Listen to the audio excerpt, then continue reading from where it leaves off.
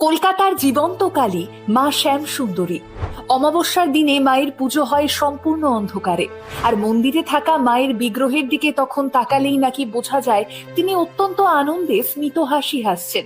51 সতীপীঠের পূর্ণাংশ রূপে মা ওই মন্দিরে বিরাজমান, আর সেই কারণেই তিনি জীবন্ত।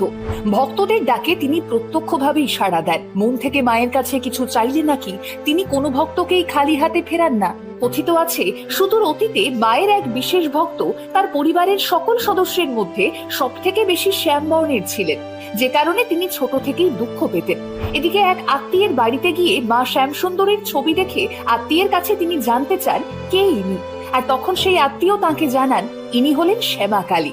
তখন ওই ভক্ত অনুভব করেছিলেন যে তাকেও তো সবাই তার গায়ের রঙের জন্য শ্যামা বলেই ডাকেন, আর তখনই শ্যাম সুন্দরীকে নিজের প্রিয়জন বলেই মনে করতে থাকেন তিনি।